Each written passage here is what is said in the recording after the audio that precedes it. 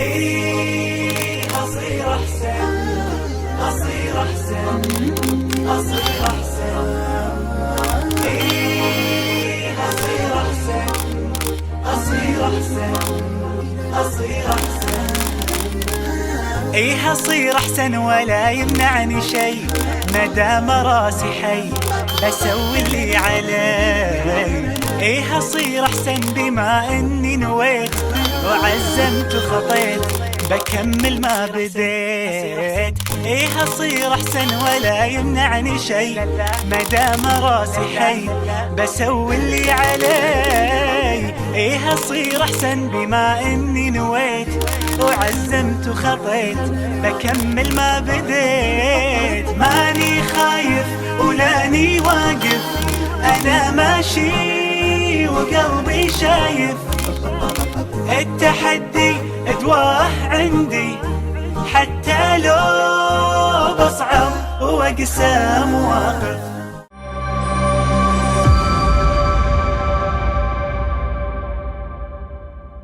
Assalamualaikum warahmatullahi wabarakatuh. Innal hamdalillah wassalatu wassalamu ala rasulillahi wa ala alihi wa sahbihi wa man tabi'ahum bi ihsan ila yaumil qiyamah. Kepada keluarga besar Pertamedika dan seluruh para santri dan para santriwati dimanapun berada, yang semoga kita senantiasa mendapatkan rahmat dan semoga kita mendapatkan keberkahan.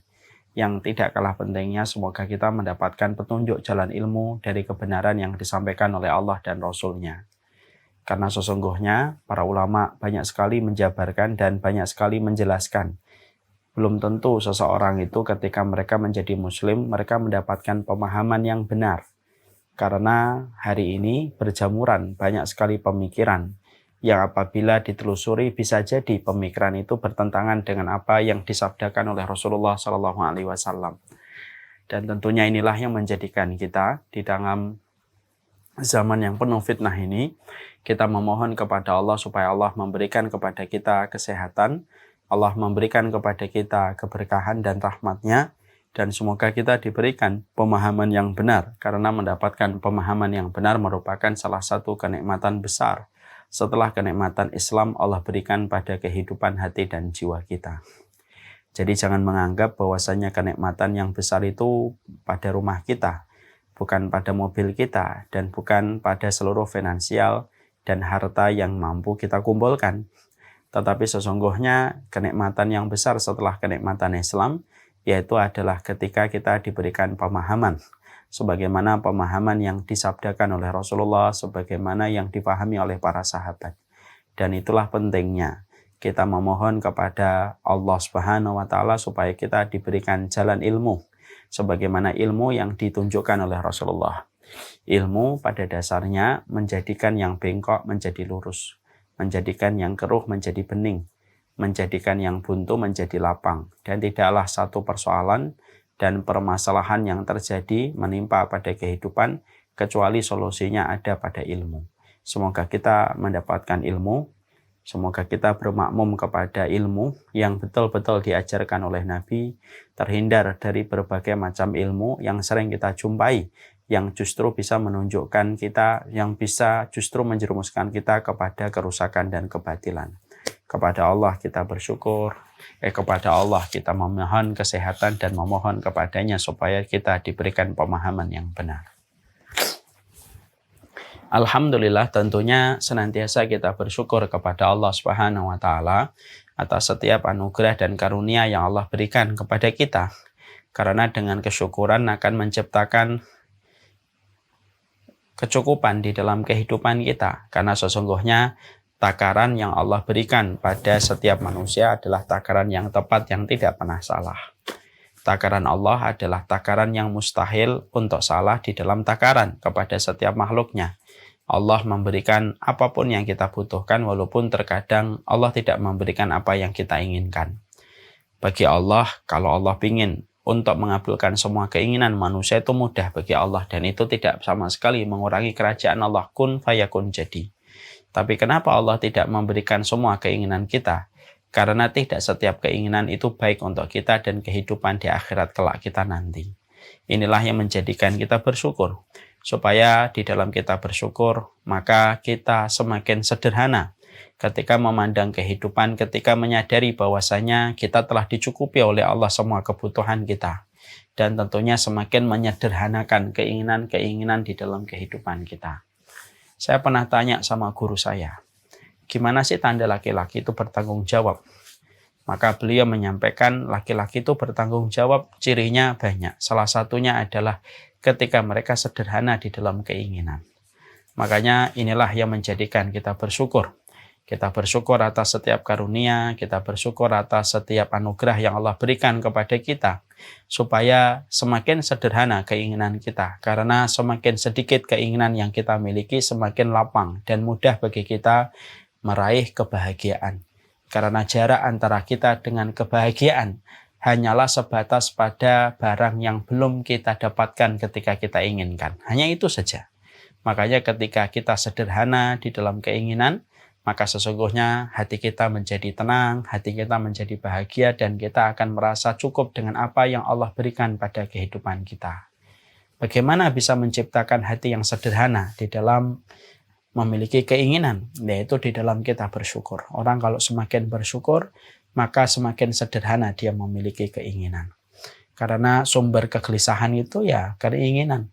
Makanya kalau kita sering lihat, maka menciptakan banyak keinginan yang terkadang ketika semakin banyak keinginan, maka semakin kita tidak mampu memaknai setiap karunia yang sudah Allah berikan dalam kehidupan kita.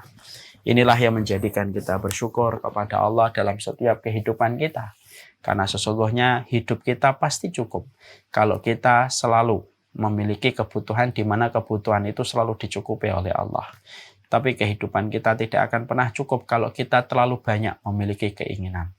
Dunia ini cukup untuk seluruh manusia dari timur ke barat, kalau yang dipenuhi hanyalah kebutuhan. Tapi dunia ini tidak akan pernah cukup. Dunia ini tidak akan pernah cukup kalau kemudian setiap orang, dunia ini tidak akan cukup walaupun untuk satu orang ketika orang ini terlalu banyak memiliki keinginan. Semoga dengan kita bersyukur, kita senantiasa mampu tercipta selaksa kecukupan dan kesederhanaan kita di dalam keinginan. Kepada Allah kita bersyukur, dan kepada Allah kita menggantungkan segala urusan kita. Semoga hati kita menjadi hati yang senantiasa tidak lelah di dalam kita bersyukur. Seluruh sahabat-sahabat kami yang semoga Allah rahmati dan Allah berkahi, dan semoga kita menjadi keluarga di antara keramaian umat. Tentunya salah satu di antara kewajiban iman kita kepada Allah, yaitu adalah bagaimana kita menjadi pribadi yang diridhai oleh Allah. Menjadi pribadi yang dicintai oleh Allah Subhanahu wa Ta'ala. Maka ini merupakan salah satu di antara tuntutan keimanan kita, yaitu adalah bagaimana kita menjadi pribadi yang dicintai oleh Allah. Menjadi pribadi yang dicintai oleh Allah itu tidak melulu bagaimana kita beribadah. Bukan hanya melulu kita bersedekah. Bukan hanya melulu bagaimana kita melakukan haji dan umroh. Dan bagaimana melulu ketika kita melaksanakan sholat.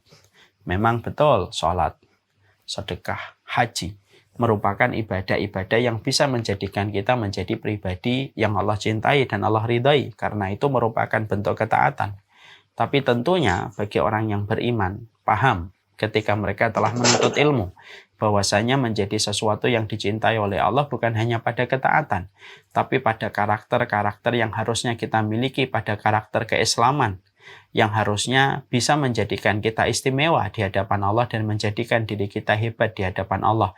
Maka ini pun harus kita miliki, supaya kita betul-betul utuh dicintai oleh Allah, bukan hanya di dalam sujud kita, bukan hanya di dalam sedekah dan umrahnya kita, tetapi dalam karakter yang kita miliki merupakan karakter yang dicintai oleh Allah ketika kita istimewa dalam pembawaan, sifat, karakter yang kita miliki selaku manusia. Salah satu contoh, Rasulullah SAW menyampaikan, Innallaha yuhibbu 'abdan taqiyan khafiyan. Allah itu senang kepada seorang hamba yang bertakwa, khafiyan, yang mereka itu tidak terlalu terkenal, atau khafiyan itu selalu menyembunyikan dan merahasiakan amal ibadah. Berarti di sini kita bicara tentang orang yang memiliki karakter bahwasanya mereka tidak suka show off terhadap ibadah dan ketaatan yang mereka lakukan. Ini karakter. Makanya pembentukan karakter di dalam keimanan itu merupakan salah satu paket utuh di dalam kita menerima keislaman dan keimanan. Banyak orang, mereka banyak yang melakukan sholat, banyak melakukan puasa, tapi belum tentu mereka memiliki sebuah karakter yang dicintai dan diridhai oleh Allah. Padahal pendidikan Nabi bukan hanya menjadikan kita menjadi hamba yang sholih dengan ketaatan dan ibadah yang kita lakukan, tetapi bagaimana kita memiliki karakter kuat yang diridhai oleh Allah. Dan karakter itu yang menjadikan kita mempelajari bagaimana kita menjadi muslim hebat.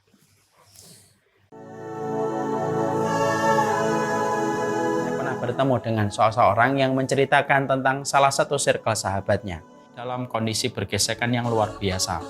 Konfliknya begitu banyak. Apapun yang meninggalkan Al-Quran, tidak mempelajarinya, kita termasuk pada kategori hamba-hamba Allah.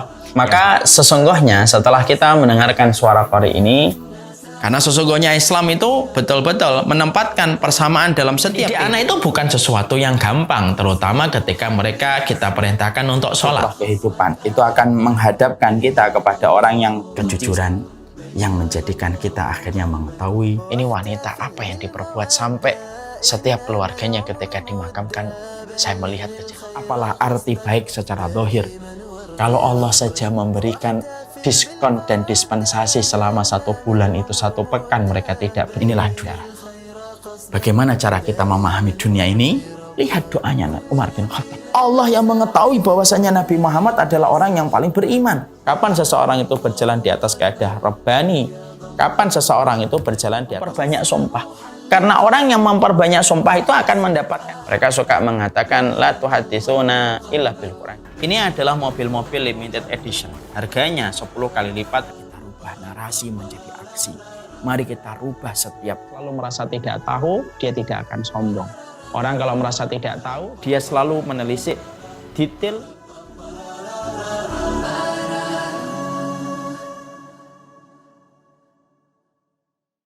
Setelah kita kemudian memahami latar belakang, bahwasanya kita ingin membentuk karakter kita, maka inilah pembahasan kita hari ini pula.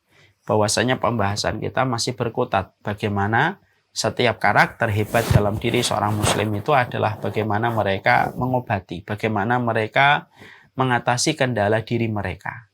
Karena Allah menjadikan diri kita memiliki banyak kekurangan, memiliki berbagai titik-titik khilaf yang menjadi kekurangan yang melekat pada diri kita selaku manusia. Dan Allah menguji manusia yang Allah ciptakan dengan kekurangan-kekurangan yang dia dapatkan dari karakternya ketika dilahirkan, yang mana jiwanya bersentuhan dengan nafsu yang menjadikan dia memiliki banyak kekurangan. Di mana Allah menciptakan manusia yang memiliki banyak kekurangan, sukanya leha-leha, sukanya malas, sukanya berpikir yang buruk dan suudzon, sukanya memberi alasan. Maka Allah memberikan sifat dasar manusia yang semacam ini supaya Allah tahu siapa yang berusaha untuk menyelesaikan satu persatu kendala diri pada kehidupan mereka, untuk melejitkan potensi mereka di dalam kehidupan dan di hadapan Allah, dan siapa mereka yang kalah dengan kendala pada dirinya, terjerembab, terpuruk dia dengan kendala diri itu, dan akhirnya mengubur kebaikan hidupnya, kualitas hidupnya menjadi terpuruk ketika dia tidak mengatasi kendala pada diri mereka. Jadi memang seluruh dasar manusia itu sukanya malas. Seluruh dasar manusia itu sukanya tidak memanfaatkan waktu. Dasar manusia itu mereka suka berpikiran yang buruk. Sukanya banyak memberi alasan atas apa yang mereka lakukan. Dan suka berkilah terhadap apa yang mereka kerjakan. Dan ini semuanya dimiliki oleh manusia karakter buruk ini. Bahwasanya ini merupakan kultur kehidupan manusia secara basic. Saya punya, Pak Eka punya, Pak dokter yang ada itu juga punya. Dan Allah jadikan karakter-karakter kekurangan ini melekat pada diri manusia, sekali lagi, dengan tujuan ini menjadi ujian, ini menjadi bahan ujian dari Allah. Siapa yang berusaha bersungguh-sungguh menyelesaikan satu persatu kendala pada dirinya, supaya dia mampu melejitkan potensi dirinya di hadapan Allah untuk kebaikan dunia dan akhiratnya, dan siapa yang mereka tidak merespon kesungguhan mereka menyelesaikan potensi secara internal pada diri mereka, dan akhirnya mereka terperosok dan terpuruk kepada kerusakan pada hidup dan kehidupan akhirat mereka ketika mereka tidak menyelesaikan PR-PR internal pada dirinya. Makanya pembahasan kita masih berkutat kepada apa sih kendala diri manusia yang memang kita harus selesaikan, yang memang harus kita atasi kendala-kendala diri ini. Kemarin kita sudah membahas bagaimana manusia sukanya leha-leha dan memelihara sifat malas. Bagaimana kita berpikiran buruk kepada orang lain dan apa yang menjadi takdir pada kehidupan kita dan tidak pernah optimis. Dan bagaimana kita suka memberi alasan atas berbagai macam hal yang tidak mampu kita lakukan ataupun memberi alasan atas sesuatu kesalahan yang kita kerjakan supaya alasan itu membenarkan kesalahan yang kita kerjakan. Contoh nih kayak kemarin kita membahas kayak kita di bulan Ramadan. Kadang-kadang kita tidak khatam Quran, tidak baca Al-Quran. Kadang-kadang kita beralasan, kan saya dakwah, sudah sibuk dakwah saya. Akhirnya ya wajar kalau saya nggak baca Quran. Kemudian ada yang beralasan pula, kan saya sudah sibuk sedekah, saya kan rajin sedekah. Lalu dengan alasan sedekah, kita tidak mau membaca Al-Quran. Ada pula yang mereka beralasan bahwasanya dia sudah rajin taraweh, maka saya tidak perlu membaca Quran. Ini kan alasan. Padahal kita paham, kita mengerti bahwasanya Quran merupakan sebuah perkara besar yang agung yang Allah turunkan di bulan Ramadan. Dan bulan Ramadan disebut dengan Syahrul Quran. Makanya ketika manusia mereka dituntut pada kebaikan mereka di Ramadan, bagaimana mereka berinteraksi pada tilawah mereka bersama dengan Al-Quran, maka sesungguhnya banyak orang yang tidak mampu bertilawah maksimal di bulan Ramadan, mereka sering beralasan. Karena memang karakter diri manusia memang suka beralasan. Nah inilah yang harus kita tepis. Karena manusia itulah yang tahu bagaimana kelemahan dirinya dan nafsu selalu membenarkan alasan di dalam apa yang kita lakukan ketika kita terus memperturutkan kendala-kendala pada diri kita. Nah ini kemudian sudah kita bahas. Sekarang kemudian kita bahas kemudian berikutnya. Bahwasanya sifat manusia berikutnya yang kemudian menjadi menjadi sebuah karakter keburukan pada diri manusia itu adalah yaitu ketika manusia itu memiliki karakter suka terburu-buru. Mereka tergesa-gesa dan mereka tidak memahami betapa pentingnya pada kehidupan kita, bahwasanya kehidupan kita memerlukan proses. Yang segala sesuatu harus dinikmati setiap prosesnya dan dinikmati setiap apa ikhtiar yang kita lakukan. Allah itu menciptakan langit dan bumi selama 6 hari. Padahal bagi Allah mudah untuk menciptakan langit dan bumi, kun fayakun jadi. Kun fayakun jadi tanpa lelah, tanpa letih, tanpa ngantuk, tanpa tidur. Tapi Masya Allah, Allah ciptakan alam semesta ini nama safi sittati ayyamin summastawa alal arsh. Maka sesungguhnya Allah menciptakan bumi ini selama 6 hari. Yang menarik adalah apa yang dikatakan oleh Imam Ibnu Katsir. Imam Ibnu Katsir ketika beliau mengomentari ayat yang berbicara tentang hikmah Allah itu menciptakan alam semesta dalam 6 hari. Lalu Allah bersemayam di atas arsy-Nya. Kata Imam Ibnu Katsir, Allah mengajari kita dari hikmah penciptaan langit dan bumi yang Allah ciptakan selama 6 hari, supaya mengajarkan kepada setiap manusia bahwasanya kehidupan di dunia itu selalu ada proses yang harus dilewati pada setiap kejadian dalam setiap kejadian yang ada pada kehidupan manusia.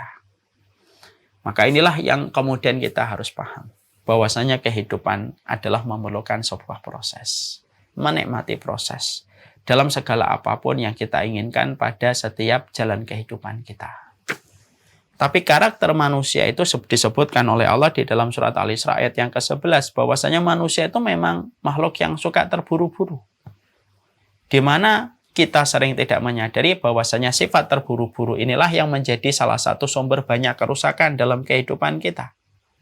Bukankah fenomena yang sedang hangat pada kehidupan masyarakat hari ini?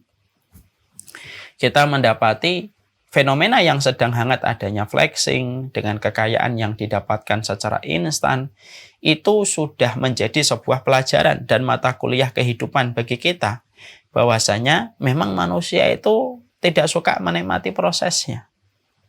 Padahal Allah menciptakan kehidupan ini dengan segala proses yang harus dilewati.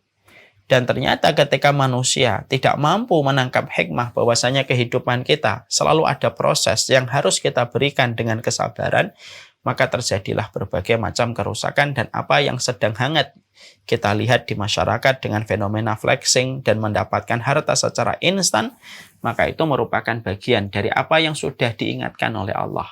Bahwasanya ketergesa-gesaan itu merupakan bagian dari sifatnya syaitan. Terburu-buru ini loh yang menjadi salah satu karakter buruk. Dan karakter ini betul-betul menjadi rumput liar di antara bunga hati pada jiwa kita. Kalau saya ibaratkan hati itu adalah bunga, maka di sekitar bunga itu ada rumput liarnya. Dan rumput liarnya itu adalah bagaimana kita menjadi orang yang selalu terburu-buru dan mengharapkan hasil sesegera mungkin dan instan.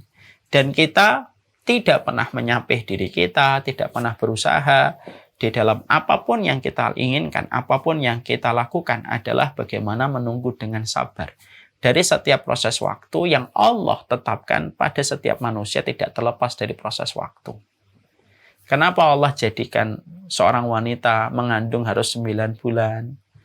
Barulah dia melahirkan. Padahal bisa nggak Allah itu memberikan penciptaan wanita yang langsung melahirkan dan anaknya langsung lahir tanpa menunggu 9 bulan? Bisa. Bukankah nanti di surga ada wanita yang pengen hamil, seketika dia hamil tanpa dia merasakan sakit langsung melahirkan dan anaknya langsung besar?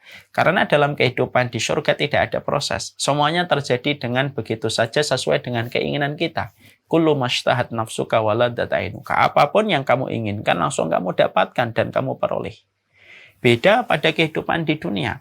Allah menciptakan alam sampai 6 bulan. Allah menjadikan wanita hamil 9 bulan. Allah menciptakan padi yang harus ditunggu 3 bulan. Semua itu bagian dari sebuah hikmah besar. Allah itu ingin supaya setiap manusia jangan terburu-buru. Karena muara dari keterburu-buruan dan tergesa-gesaan itu bermula dari terburu-buru, bermuara kepada kerusakan. Sekarang kita lihat.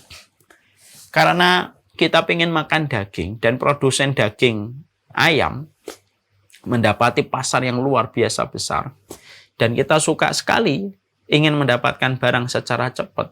Apa yang terjadi? Akhirnya para produsen ayam, mereka berlomba-lomba bagaimana menjadikan setiap ayam cepat bertumbuh. Tidak usah lama. Kalau bisa disuntik, dimasukkan zat ini, dimasukkan kimia ini supaya dagingnya banyak. Dan yang terjadi ketika kita terburu-buru, kita tidak siap ketika barang itu kosong, maka akhirnya kita disuplai dari barang-barang yang sifatnya sudah mengandung banyak sekali modifikasi dan banyak sekali mengandung bahan kimia. Yang mana ketika kita makan, maka bahan-bahan kimia itu masuk bersama dengan makanan-makanan instan yang kita konsumsi ketika kita tidak siap. Untuk menunggu waktu, kapan kita harusnya makan pada sesuatu yang memang sudah waktunya kita makan. Kultur manusia ketika mereka suka yang instan, mereka tidak mau terburu-buru, mereka maunya terburu-buru. Nah itulah yang menjadikan akhirnya produsen berlomba-lomba tidak memikirkan akibat yang ditimbulkan ketika dia menyuntikkan bahan-bahan kimia itu kepada masyarakat yang membeli daging dari dia. Yang terpenting dia bisa memenuhi kebutuhan pasar dan market, dan dia bisa mendapatkan profit dan keuntungan besar. Dan itu yang akhirnya menjadikan kita paham. Kerusakan kesehatan manusia itu ya dimulai pada sifat-sifat kita yang terburu-buru. Dan kita sudah mengakui itu. Dan para dokter saya juga yakin tahu tentang ini.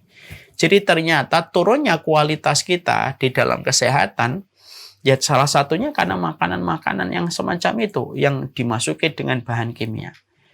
Banyak penyakit yang kita dapatkan, pemicunya juga dari makanan-makanan instan. Mie instan, kemudian makanan cepat saji. Karena semua itu makanan cepat saji ataupun makanan instan, itu pada dasarnya karena pingin untuk terus mengakomodir sifatnya manusia yang buruk ketika sifat manusia itu adalah suka terburu-buru. Sikap terburu-buru itulah yang akhirnya memberikan kerusakan pada kehidupan kita. Bahkan kualitas kesehatan kita yang grafiknya turun ke bawah, walaupun Insight kesehatan begitu banyak disampaikan oleh para dokter, tetapi kualitas kesehatan sekarang semakin turun dibandingkan orang-orang dulu dari orang tua kita, ya karena faktor ketergesa-gesaan yang terus diakomodir. Bukannya kemudian kita mendapatkan sebuah pengarahan bagaimana kita menikmati proses, tapi sifat tergesa-gesa itulah yang terus diakomodir. Dan berbagai macam kerusakan kita dapatkan, pantas sampai Rasulullah mengatakan, terburu-buru itu merupakan bagian dari pekerjaan setan. Ya kan?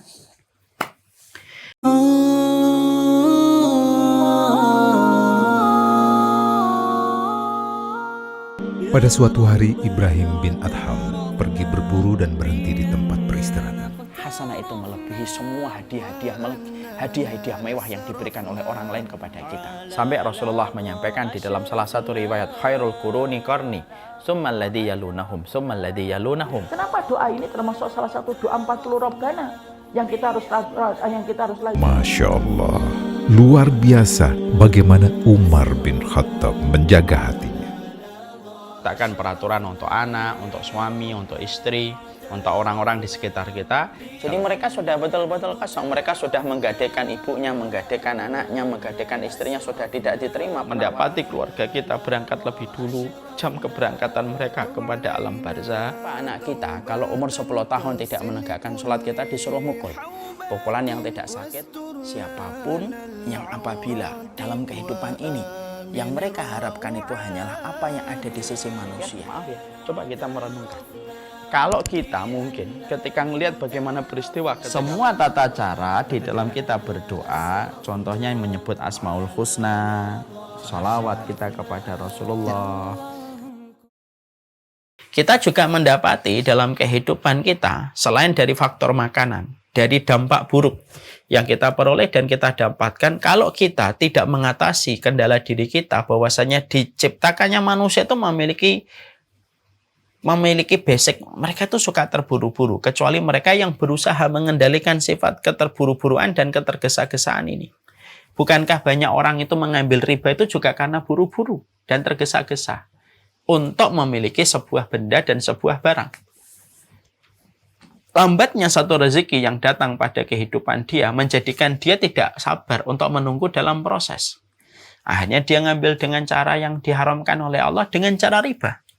Supaya rumah itu segera dia miliki. Supaya rumah itu segera atas nama dirinya. Dan dia memiliki sertifikat atas nama dirinya. Walaupun dengan itu dia rela untuk mengambil cara riba, mengambil metode yang tidak disukai oleh Allah. Lalu kemudian dia tidak sabar menikmati prosesnya, maka riba diterjang dan dikerjakan untuk mengambil barang dan rumah yang dia mau dan dia inginkan. Maka terjadilah apa yang terjadi. Kerusakan akhirat terjadi ketika manusia terburu-buru.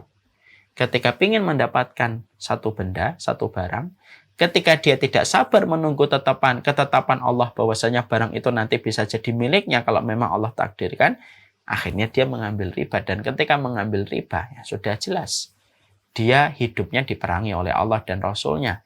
Dan tidaklah riba hari ini lari subur dalam kehidupan masyarakat kita. Itu tidaklah itu terjadi karena sifat terburu-buru manusia ketika mereka ingin memiliki sesuatu. Itulah dampak keterburu-buruan dan ketergesa-gesaan. Makanya saya sudah menyampaikan atau belum di sini. Bapak dan Ibu. Kalau Bapak dan Ibu atau saya aja lah. Saya ingin memiliki rumah ini. Saya ingin memiliki rumah ini. Maka kemudian saya karena tidak sabar, ya saya nunggu dulu nabung. Ketika saya ingin nabung itu kan cara yang halal. Dan itu kalau halal pasti ada pertolongan Allah. Banyak sekali suara-suara setan yang mengatakan kepada kita, kalau kamu nabung, tidak akan pernah cukup. Kamu akan terkena inflasi. Kita lupa sih nabungnya pakai emas. Harusnya pakai emas kan. Makanya itulah yang menjadi alasan saya berbisnis Nafis Gold. Ya, ini sedikit promosi. Kita harusnya itu nabungnya pakai emas. Ketika kita nabung, ada suara-suara setan yang kemudian mengatakan kepada pemikiran kita, lu nggak mungkin bisa beli rumah kalau kamu itu tidak ngambil riba. Tuh kan, sudah nggak yakin sama Allah. Kamu nggak akan bisa beli rumah kalau kamu nggak ngambil pinjaman riba. Pikirannya itu sudah salah ini. Ketika mereka sudah menghilangkan dan menafikan sifat Allah, penolong, dan sifat Allah maha berkehendak, dan Allah membersamai bagi perjalanan yang halal. Akhirnya kemudian saya mengambil, misalkan saya mengambil rumah dengan cara riba ketika saya tidak sabar untuk menunggu. Saya bayar cicilannya sampai 10 tahun. Saya bayar cicilannya sampai 15 tahun. Dan setelah 15 tahun akhirnya saya bisa membayar lunas. Betul-betul akhirnya rumah itu milik saya. Sebenarnya rumah itu milikmu dan tidak usah kamu khawatir. Dan itu pasti akan diberikan oleh Allah kalau memang sudah ditakdirkan milikmu. Tapi karena sifat kita yang terburu-buru, tidak sabar dengan proses yang hak ketika menunggu rumah itu bisa menjadi milik kita, itulah yang menjadikan kita tergoda untuk membuka pintu riba, mengambilnya dengan cara riba, lalu kemudian kita memiliki rumah itu dengan cara riba, yang tentunya justru akan diperangi oleh Allah. Yang tentunya kalau dia sabar menunggu, mungkin 15 tahun setelah itu dia bisa membeli rumah itu tanpa disangka-sangka olehnya. Karena itu hanyalah membedakan itu adalah sikap kita untuk menikmati proses yang telah dijanjikan oleh Allah. Rumah ini atau misalkan TV ini, itu akan jadi milik saya. Kalau memang milik saya. Walaupun saya cuma nabung, kalau memang milik saya, jadi milik saya TV ini. Kalau TV ini kemudian milik saya, walaupun saya menunggunya tetap menjadi milik saya. Kalaupun kita ngambil riba, ya tetap jadi milik kamu. Cuma bedanya ketika kamu mendapatkan TV ini karena dengan riba, maka ada hitung-hitungannya yang besar di sisi Allah ketika kamu tidak sabar menunggu. Itulah dampak keterburu-buruan. Jadi ketergesa-gesaan itu adalah sesuatu yang sifatnya buruk. Betul-betul merusak banyak kebaikan dalam kehidupan kita ketika kita senantiasa suka terburu-buru pada kehidupan kita. Makanya itulah yang dikatakan oleh Rasulullah dalam hadis riwayat Tirmidzi dan Imam Baihaqi. Al-ajalatu minasyaiton. Terburu-buru itu merupakan bagian dari karakternya setan. Ya. Makanya Allah itu meletakkan segala sesuatu ada waktunya masing-masing. Zakat ditentukan ada haulnya selama 1 tahun. Itu mengajarkan kita untuk betul-betul menikmati proses. Sebagaimana ketika kita mendapati dakwahnya Nabi Muhammad. Kenapa dakwahnya Rasulullah SAW baru dimenangkan setelah lebih dari 20 tahun? Baru Rasulullah SAW itu memenangkan dakwahnya ketika kembali ke kota Mekah pada tahun 8 Hijriah. Jadi setelah perjalanan 21 tahun Nabi itu kemudian baru menguasai kembali Mekah. Ya. Kenapa Allah tidak langsung memberikan pertolongan kepada Nabi semenjak Nabi diutus menjadi Nabi dan Rasul? Allah turunkan satu malaikat untuk melumat seluruh penduduk Mekah bisa, dan itu gampang bagi Allah. Malaikat Jibril turun, lumat itu seluruh penduduk Mekah yang tidak mau beriman kepada Nabiku. Mampu Allah mengatakan itu kepada Jibril? Mampu, gampang itu kok. Untuk dikerjakan oleh Allah. Tapi kenapa Allah menjadikan perjalanan dakwahnya Nabi harus melewati masa sulit, melewati masa susah 10 tahun, 13 tahun beliau di Mekah, melewati masa-masa berat sampai akhirnya beliau hijrah, melewati masa-masa berat di Madinah sampai 10 tahun, pada tahun ke-8 di kota Madinah beliau akhirnya bisa memasuki kembali kota Mekah dengan kemenangan setelah perjalanan 21 tahun. Kenapa Allah itu baru memberikan pertolongan kepada Nabi?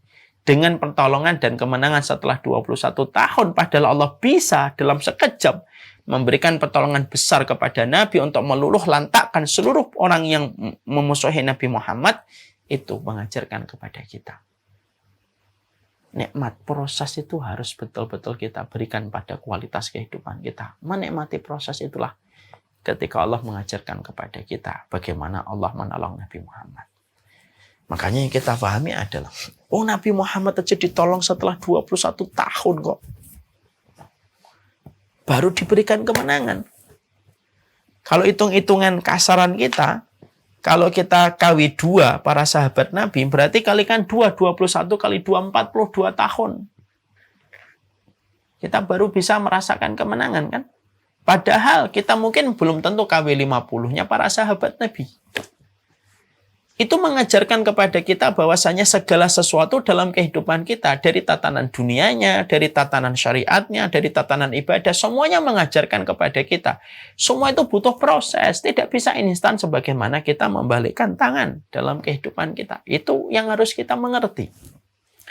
Jadi betul-betul ini basic dalam kehidupan kita. Tidak akan pernah hebat seseorang muslim kalau dia masih memiliki sifat terburu-buru. Masih memiliki sifat tergesa-gesa untuk segera mendapatkan apa yang mereka inginkan. Makanya Allah tidak suka orang yang terburu-buru.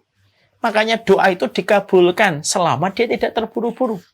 Makanya di dalam salah satu riwayat disebutkan oleh Rasulullah, Da'autu li abdi malam ya'jal. Aku kabulkan permintaan hambaku selama dia itu tidak minta terburu-buru. Terus sampai berdoa yang merupakan salah satu ibadah yang Allah cintai itu adalah berdoa. Tetapi kalau doa itu disertai dengan terburu-buru ketika dia meminta kepada Allah, tidak diberikan oleh Allah apapun orang yang berdoa dalam kondisi yang terburu-buru. Ini menunjukkan kepada kita. Berarti orang yang hebat ketika menyelesaikan problem internal pada kendala dirinya itu apa? Dia harus mampu menjadi orang yang betul-betul membuat karakter pada kehidupan hati, kehidupan jiwanya adalah menikmati proses dan menikmati waktu yang harus berjalan dalam segala sesuatu kebaikan. Jadi tidak bisa kita semuanya langsung terwujud dengan apa yang kita mau. Bahkan kebaikan pun tidak bisa kita lakukan dengan terburu-buru. Walaupun yang kita lakukan adalah ibadah sekalipun. Loh, sampai ibadahnya tidak boleh terburu-buru. Dan harus dilaksanakan ibadah pada waktunya. Dan tidak boleh ibadah dilakukan dengan dimajukan waktunya. Karena kita ingin terburu-buru itu tidak bisa. Makanya ada sebuah, ada sebuah kaidah yang ada di dalam ini. Ya. Bahwasanya di dalam satu kaidah itu dijelaskan gini. Di dalam kaidah itu man ta'ajjala bi syai'in uqiba bi hirmanihi. Makanya karena kemudian ada sebuah kaidah itu man istajala syai'an qabla awanihi uqiba bi hirmanihi. Makanya ada sebuah kaidah di kalangan fuqaha ini, kaidah ini terkenal. Bagaimana dalam kaidah itu diceritakan man istajala syai'an, siapapun yang terburu-buru syai'an pada sesuatu qabla awanihi, sebelum waktunya, uqiba bi hirmanihi, maka dihukumi haram itu yang dikerjakan dan dilakukan olehnya.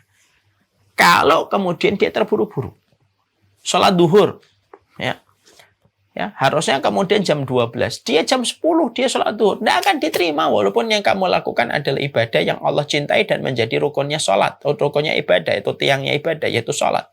Tidak diterima kalau kamu tidak sesuai dengan waktunya.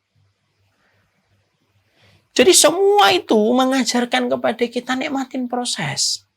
Dakwah juga sama. Salah satu kerusakan dakwah itu orang yang terburu-buru dan tergesa-gesa. Tergesa-gesa membuat kesimpulan, tergesa-gesa membuat sesuatu langkah, dan akhirnya kemaslahatan itu tidak berpulang kepada dakwah dan tidak kembali kepada umat. Tetapi justru kerusakan demi kerusakan yang ditimbulkan ketika seseorang itu terburu-buru, tergesa-gesa di dalam dia berdakwah dan tidak menikmati prosesnya di dalam dakwah, ketika semua itu diberikan pertolongan kepada mereka yang senantiasa bersabar dalam menikmati proses. Mendakwai istri, mendakwai suami pun butuh proses waktu. Mendakwahi anak itu juga butuh proses waktu. Bukankah kita diajarkan oleh tubuh kita bagaimana semua itu butuh proses dan waktu yang harus kita berikan pada setiap apa yang kita lakukan dengan anggota tubuh kita, kan? Contoh kita makan, berapa jam diproses sama usus besar kita, atau usus 12 jari saya lupa ya. Sekitar 6 jam. Baru makanan itu akan diurai itu.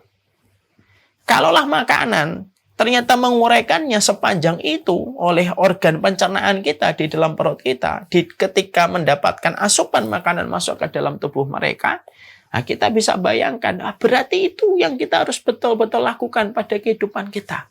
Berikan proses, nikmati waktunya, nikmati prosesnya. Supaya kekacauan di dalam kehidupan kita ini tidak terjadi. Ketika kekacauan itu biasanya ditimbulkan karena sifat terburu-buru. Ya ilahal wujud, qad sa'imtul. Jauhkanlah orang ini dari neraka, ya Allah. ketika pandangan. Maka sesungguhnya Al-Quran itu memetakan orang-orang yang mereka tidak pernah ingat. Mereka rela terstruktur, terevaluasi di dalam proses mereka belajar. Macam peristiwa. Yang mana peristiwa itu satin orang. Maka kelak pada kehidupan di akhirat, mereka nanti lapor dulu. Hisab kemudian mulai dilakukan. Maka ketika hisab itu sudah mulai dijalankan, tapi mereka tidak jahat. Mereka tidak mendolimi. Tidak ada orang yang kebingungan dalam kehidupan di akhirat. Kecuali kebingungan tidak pernah punya istri dan Allah tidak punya anak. Allah nanya kepada orang Nasrani. Yang satunya tidak mau masuk lagi ke lubang itu. Semacam itu. Ketika sudah bicara tentang bagaimana apinya, itu berisi di dalamnya air. Dan mereka menyangka bahwasanya mereka akan diberikan kesegaran sejenak. فحملت الهدى صادقا في المدى.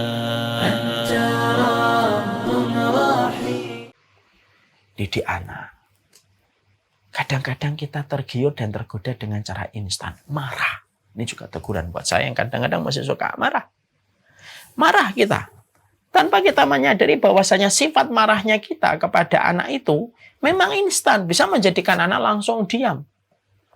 Bisa menjadikan anak langsung dia tidak melanjutkan perbuatan nakalnya. Tapi akibat yang ditimbulkan dari itu apa? Rusak anak, kemudian akhirnya dia bisa jadi sel-sel otaknya itu nanti akan rusak ketika dia mendengarkan teriakan. Masya Allah ya. Jadi ternyata semua lini kebaikan dalam kehidupan kita itu sangat tersambung bagaimana seorang muslim yang hebat itu menikmati proses. Dan Nabi itu orang yang sangat menikmati proses. Makanya ketika Rasulullah SAW masih di Mekah dalam kondisi beliau terdolimi, disakiti, satu persatu sahabat meregang nyawa. Ketika mereka dibunuh oleh para pembesar-pembesar Quraisy yang benci kepada dakwahnya Nabi. Maka pada saat itu Umar itu berkata kepada Nabi, Alasna alal haq, bukankah kita berada di atas agama yang benar ya Rasulullah? Benar. Tapi lihat jawaban Nabi. Benar, kita memang di atas agama yang benar. Wa umir nabi sabar, tapi kita diperintahkan untuk bersabar. Nikmatin aja dulu dalam proses kita. Jangan terburu-buru dalam segala sesuatu. Maka inilah yang kemudian menjadi sebuah perkara penting. Ini penting untuk para dai, para muslim dimanapun kita berada. Salah satu di antara hal buruk dalam kehidupan kita itu apa? Terburu-buru yang terus merusak kualitas dalam kehidupan kita. Makanya inilah yang kemudian menjadikan kita akhirnya betul-betul menahan diri kita dari segala macam keterburu-buruan. Bukan hanya riba, zina itu juga karena orang yang terburu-buru kan tergesa-gesa. Dia belum mau nikah.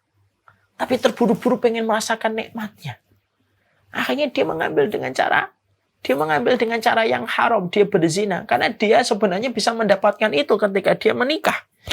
Tapi karena dia terburu-buru, akhirnya terjadilah perzinahan. Itulah seluruh perkara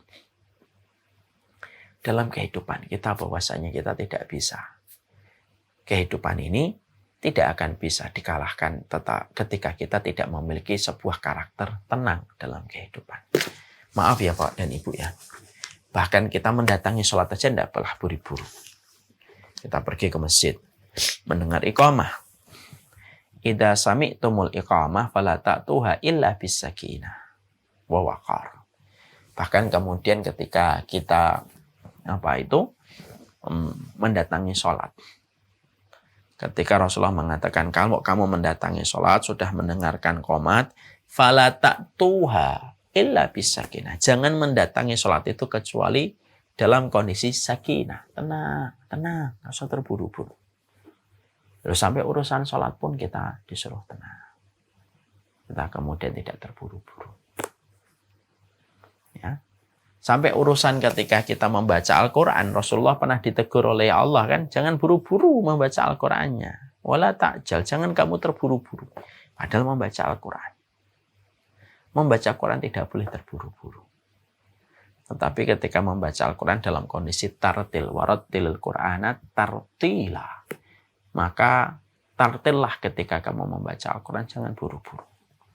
Makanya ketika kita mendengar seseorang menghafalkan Quran dengan kondisi terburu-buru, maka beda sekali dengan mereka yang membaca Al-Quran dalam kondisi tartil. Bahkan maaf ya, sunnahnya kita bangun dari tidur saja, itu sudah mengajarkan kita supaya menjadi orang yang tenang dan tidak menjadi orang yang terburu-buru dan tergesa-gesa. Gimana sikap sunnah yang mengatur kehidupan kita kalau kita bangun dari tidur? Kita ketika bangun dari tidur tidak langsung berdiri. Tapi ketika kita melihat Rasulullah lewat kesaksian dan testimoni dari Ibnu Abbas, maka Ibnu Abbas itu menyaksikan bagaimana Rasulullah ketika bangun tidur duduk, kemudian melihat langit atas, mengusap wajahnya. Tenang, Rasulullah tidak terburu-buru mengusap wajahnya. Setelah itu kemudian beliau membaca 10 ayat yang terakhir dalam surat Ali Imran. Setelah itu barulah beliau berdiri bangkit dari tempat tidurnya. Barulah kemudian beliau beribadah kepada Allah Subhanahu wa taala. Maka itu yang kemudian merusak pada kehidupan kita. Makanya dikatakan di dalam sebuah perkataan salaf, ada seseorang yang bernama Dunnun atau Sauban bin Ibrahim. Itu beliau berkata, 4 hal yang memiliki buah tergesa-gesa itu yaitu adalah sesuatu yang buruk itu, atau sesuatu yang buruk itu, kata Sauban bin Ibrahim, itu adalah tergesa-gesa. Kedua, kagum pada diri sendiri, kemudian keras kepala dan tamak. Ini 4 perkara buruk. Yang disebutkan pertama oleh Sauban bin Ibrahim itu apa? Terburu-buru. Terburu-buru berdakwah, terburu-buru memiliki sesuatu, terburu-buru ketika belum waktunya. Dia sudah mengambilnya, semuanya akan menghasilkan sebuah penyesalan. Bukankah kita kalau memetik mangga, terburu-buru, tidak menunggu ketika buah itu masak, yang kita dapatkan penyesalan. Kita makan ternyata masamnya luar biasa. Mungkin kita makan sekali, 2 kali, kunyahan, setelah itu tidak kita lanjutkan. Makanya di sini Imam Ibnu Qayyim sampai mengatakan sifat terburu-buru itu merupakan dari setan. Maka dia merupakan sikap gegabah, sembrono, dan menghalangi pelakunya dari sebuah kemakrufan dan kewibawaan. Mendorong seseorang itu untuk terus mencepatkan dirinya untuk mendapatkan apa yang mereka mau, dan akhirnya perasaan atau sikap terburu-buru dan tergesa itu menyebabkan berbagai macam kerusakan. Itulah yang kemudian kita peroleh. Makanya salah satu hal yang mendasar pada kehidupan kita itu ya memastikan bagaimana kita melatih sifat ketenangan di dalam kehidupan kita.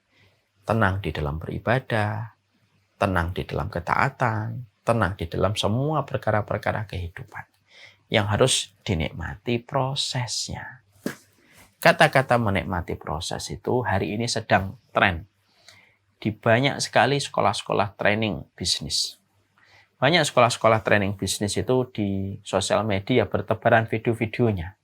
Kalau saya tarik garis merah ya, karena saya juga terkadang belajar bisnis dari beberapa akun gitu ya.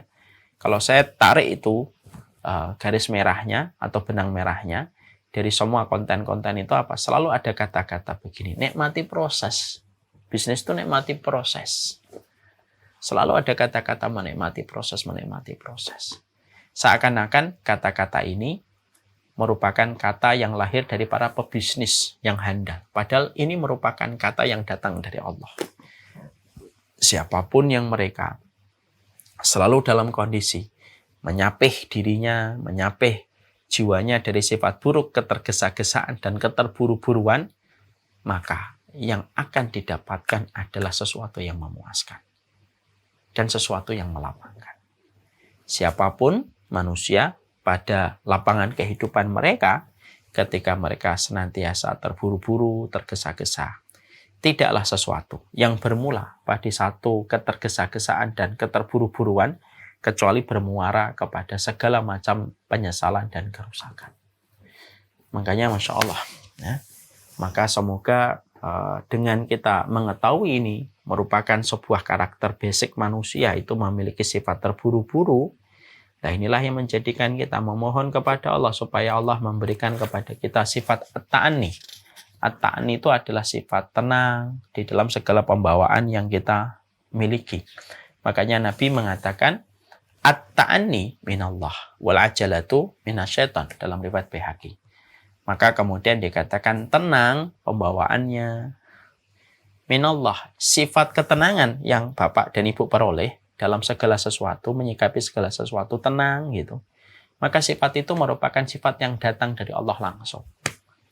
Wal ajalatu minasyaitan, dan sikap kita terburu-buru, maka itulah yang menjadikan kita terburu-buru itu merupakan sifat yang terkoneksi langsung kepada syaitan.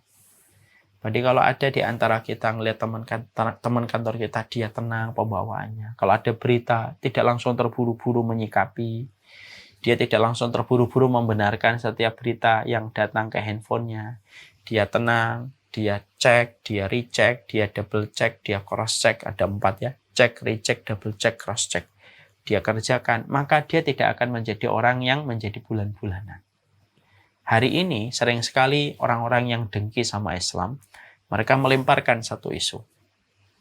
Ya, satu isu yang belum tentu benar.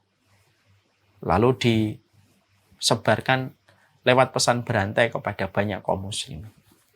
Banyak orang kaum muslimin lalu tergesa-gesa, terburu-buru, mengambil kesimpulan, mengambil sikap tanpa mengadakan proses bersabar dan tenang menghadapi satu isu itu. Ketika tidak ada ketenangan menghadapi satu isu, akhirnya apa? Kita menjadi reaktif.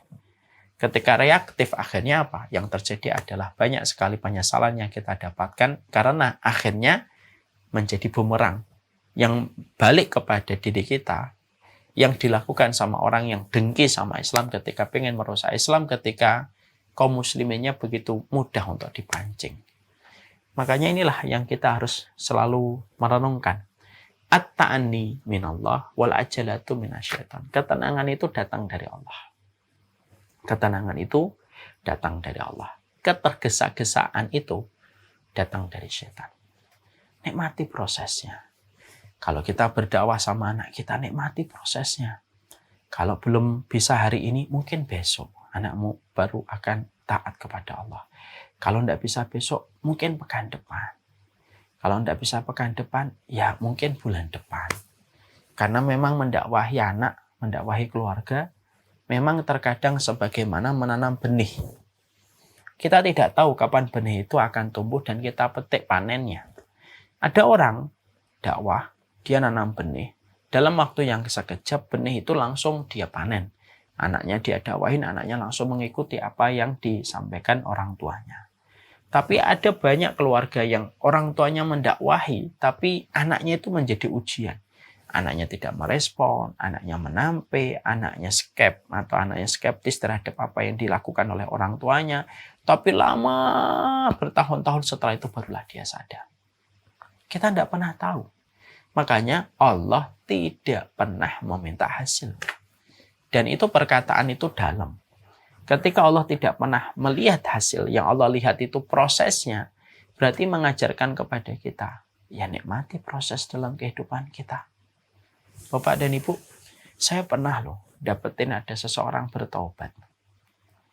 Tapi bukan ketika orang tuanya pada waktu masih hidup. Orang ini, bapak ini, baru akhirnya bertaubat setelah orang tuanya dua-duanya meninggal. Baru dia berkata, setelah saya mengetahui orang tua saya dua-duanya meninggal, Ustaz, baru saya tersadar. Ya Allah, tujuan saya hidup ini apa ya? Dan dia mulai memperbaiki kompas kehidupannya. Yang mana ketika dia memperbaiki kualitas hidupnya, itulah yang diharapkan oleh orang tuanya, terutama ibunya ketika masih hidup. Dan ibunya tidak pernah melihat itu. Tapi memang ibunya tidak pernah berhenti untuk nasihatin anak itu, supaya anak itu kembali kepada Allah. Barulah anak itu kembali kepada Allah justru ketika ibunya sudah meninggal dunia. Apa yang kita ambil dari kisah nyata ini? Kita ini disuruh untuk menikmati proses. Yang mana kita tidak pernah tahu kapan seseorang akan panen dengan apa yang kita usahakan. Tetapi Ketika kita tenang, ketika kita diberikan oleh Allah hati yang tenang di dalam menikmati proses, maka itu merupakan bagian dari sebuah kebaikan keimanan yang Allah berikan kepada hamba yang Allah kehendaki. Mari kita bangun ketenangan kita. Kita bangun bagaimana sifat ketenangan itu membangun kewibawaan kehidupan kita. Dan sesungguhnya ketenangan itu menjadikan kita terhindar dari segala macam penyesalan dan keburukan. Saya kalau punya gelas kotor, ya, misalkan ada minuman, kemudian banyak kapurnya, maka yang kita lakukan apa? Ya sudah, tenang aja, tunggu aja kapur-kapur itu turun ke bawah. Kalau misalkan tidak ada pilihan minuman yang lain, kapurnya biar ke bawah dulu, setelah semua kapur-kapurnya ke bawah, baru kita teguk minuman. Maka itulah yang kemudian kita peroleh. Kita akhirnya dengan memberikan waktu, maka akhirnya kita terhindar dari berbagai macam kerusakan yang tidak perlu terjadi ketika kita mampu menyapih diri kita. Jangan menjadi orang yang terburu-buru. Melihat keluarga kita, jangan terburu-buru. Melihat bisnis kita, jangan terburu-buru. Melihat barang yang kita inginkan, jangan terburu-buru. Tanam itu pada pemikiran kita. Jangan terburu-buru, jangan terburu-buru. Dakwah jangan terburu-buru. Kalau dakwah sudah terburu-buru, kita akan menempuh cara-cara yang haram. Ada yang menggunakan cara kekerasan. Ada yang dengan cara memvonis serampangan. Ada ya cara mengkambing hitamkan masyarakat. Terus dan umat tuh memang begini. Umat begini. Yang disalahkan umat terus. Tidak bisa kayak gitu. Bukan dengan cara itu Allah memberikan pertolongan dalam dakwah kita. Wassallallahu ala nabiyina Muhammad. Semoga kita senantiasa diberikan oleh Allah sikap yang tenang dalam kehidupan kita. Dihindarkan kita dari salah satu problem internal diri kita. Selain dari sifat banyak alasan, yaitu adalah sifat kita selalu terburu-buru. Bagi yang ingin mendapatkan rumah, jangan terburu-buru. Sudahlah, ngontrak dulu saja. Yakin kalau memang engkau ditakdirkan punya rumah, datang rumah itu dengan cara yang tidak pernah kamu duga. Selama kamu bersabar di dalam menikmati prosesnya.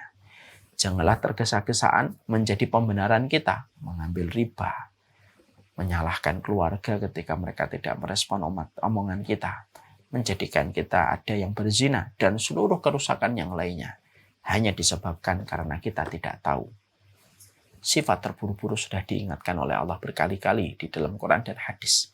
Dia tidaklah datang pada dirimu ketika lagi ingin buru-buru, kecuali itu datang dari bisikan setan. Semoga Allah menyapih diri kita dari keburukan-keburukan jiwa kita, supaya kita mendapatkan keistimewaan pada karakter dan tabiat kita selaku hamba yang beriman. Wassalamualaikum warahmatullahi wabarakatuh. Walhamdulillahirabbil alamin. Ini yang dapat kami sampaikan. Semoga bermanfaat dan berkah untuk kita dalam komitmen kita merubah karakter kita menjadi karakter yang betul-betul istimewa di hadapan Allah. Salah satunya mengubah kendala diri kita. Salah satunya adalah terburu-buru dan tergesa-gesa menjadi sesuatu yang menikmati proses untuk mendapatkan pertolongan, untuk mendapatkan kebahagiaan di dalam sikap ketenangan yang kita miliki pada kehidupan.